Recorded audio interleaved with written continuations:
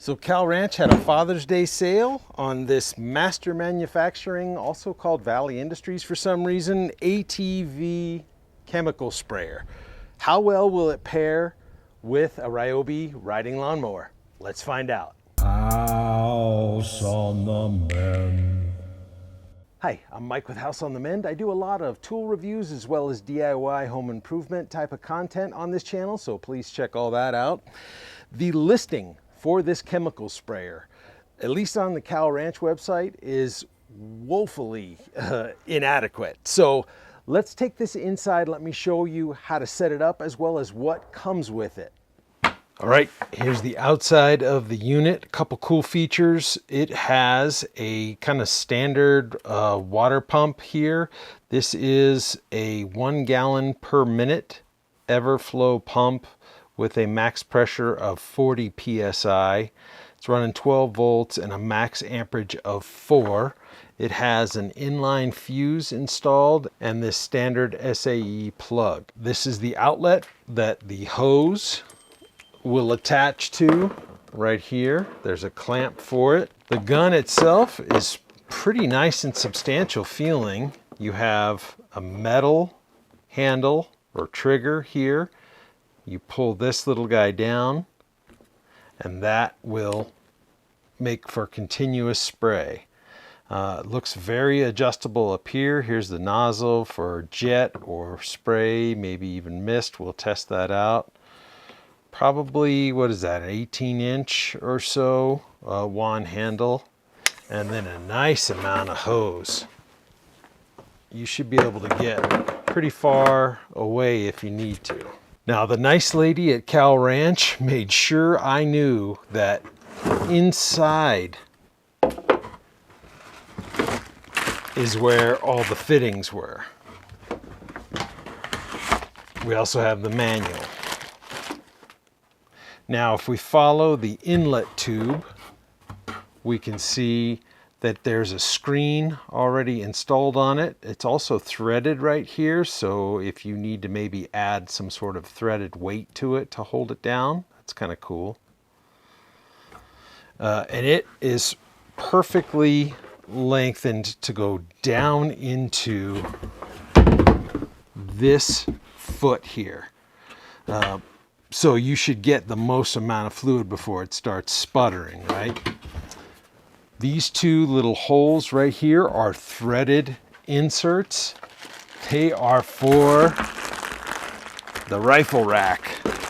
We'll put those on here in a minute, but basically it's for the wand. They screw in right here and you can click the wand into place for storage. If you look right here, you will see the drain. It's threaded, and in that bag of goodies is a threaded plug for that. All right. Here are all the accessories. This little guy is to hold our cap in place. Push this through the hole like that. Little ball on this end will retain it.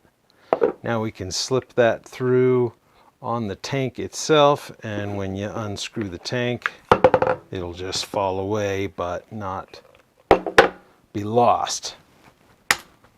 Here is that drain plug I was talking about. There's a little dot right on top of it that this is supposed to snap right into. There we go.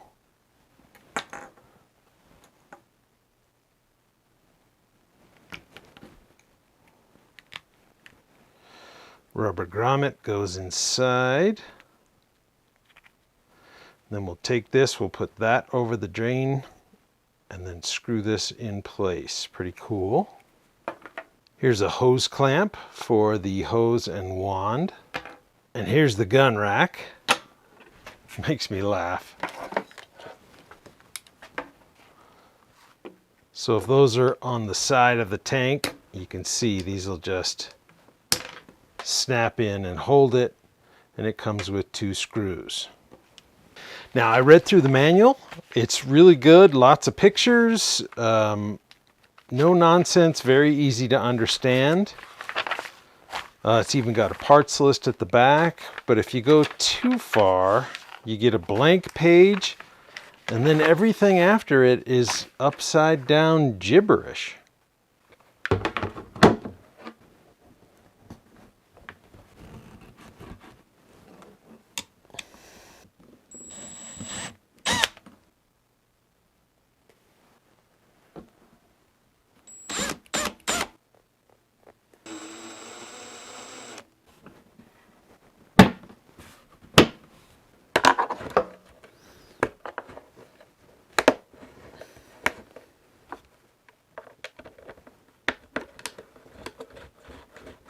Now the sprayer comes with this wiring here. It's an SAE connector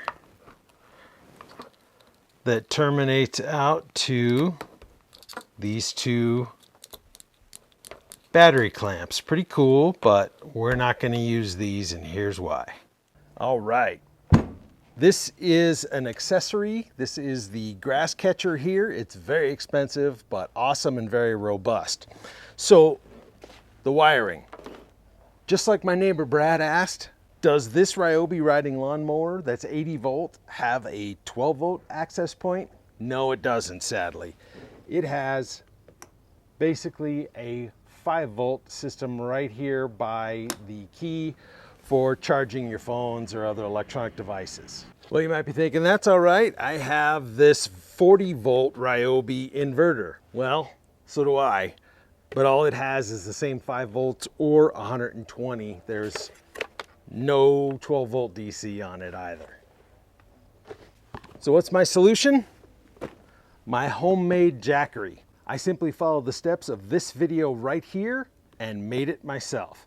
Now, I have right here a 12 volt cigarette lighter adapter. I could have easily used that, but instead I want to go right down here to where the AC trickle charger would go in, because all that is a direct connection to the battery, and it is an SAE receptacle. So we are just going to use this wiring, plug right into this guy here. I charged it overnight, and we are sitting at almost 14 volts. So let's see what we can make happen.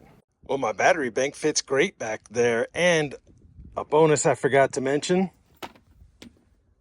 it can be charged while we're working.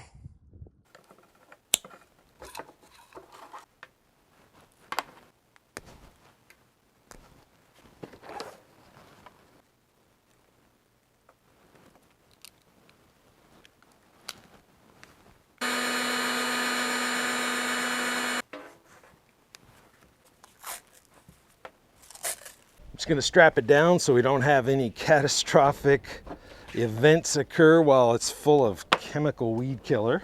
All right, I got rubber gloves on. I'm going to keep them on through this process in case we have any leaks. I don't want this stuff all over me. I'm using Killzall, which is an excellent weed killer for our area of the country. And a whole bottle is a little over 5 gallons. Now we'll see how well that drain plug holds.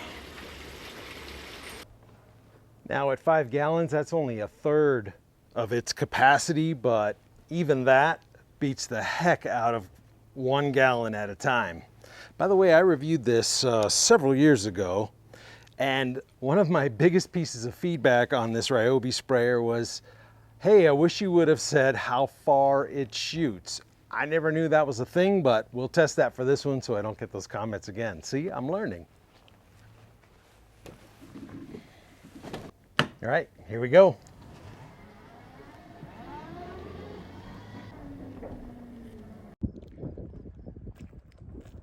Right between my front yard fence and the road is going to be our test grounds, just full of weeds from all the spring rains.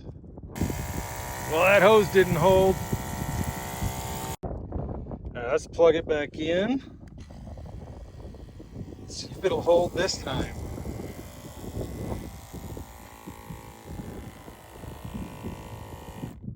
All right, that's better. Oh. Okay, now it's not leaking there. Not leaking there. Well, that was a disaster. You saw in the video where I was hooking it up that I tightened it what I thought was pretty good for a plastic nozzle, but clearly not enough. It doused me completely in the face and shoulders with poisonous weed killer. But what I was going to say was, first of all, let's see how long it takes to prime this line. Oh, right away, right away. All right, 14 feet of hose ought to be more than enough to go from the street to the edge of my fencing without getting any of my plants in trouble. Another nice thing about this is I can stay far enough away with the sprayer from the tires on my mower so I'm not going right back in and getting weed killer on my tires and thus probably damaging my grass.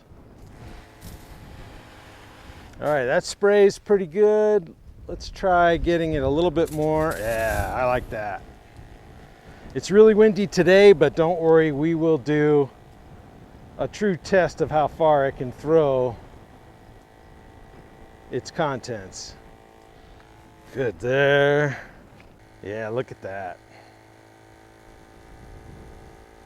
The wind is coming this way, so I don't want to get it in front of me and get any more stinking poison on me. This lock here is great. Keeps from fatiguing my thumb. I'll get this little line that always grows right here. And just like that, we move right on to the next one.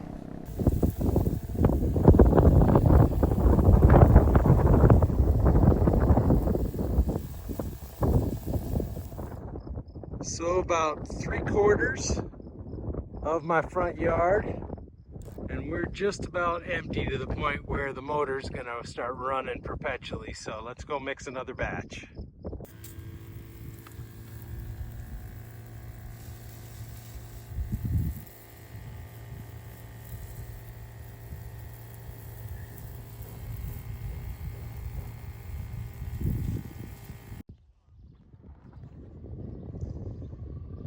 All done.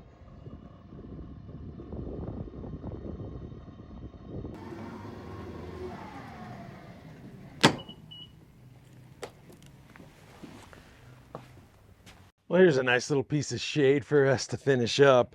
Let's do some testing as far as the nozzles, the spray pattern, and the distances. So as you can see here, the nozzle fully closed is a very mist-like, very wide spray pattern. A simple half turn is about the best. It's got a little bit of a spread, but also projects a lot farther. And then one full turn and more is pretty much your stream setting. All right, we have a slight breeze, but let's do a distance test. This is pretty much wide open.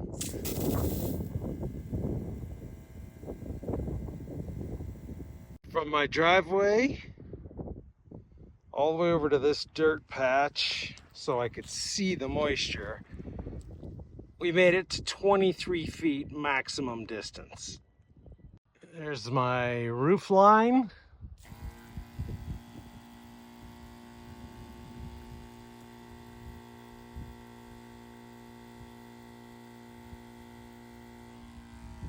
And we are clearly 3/4 of the way up my roof line, so that's pretty high.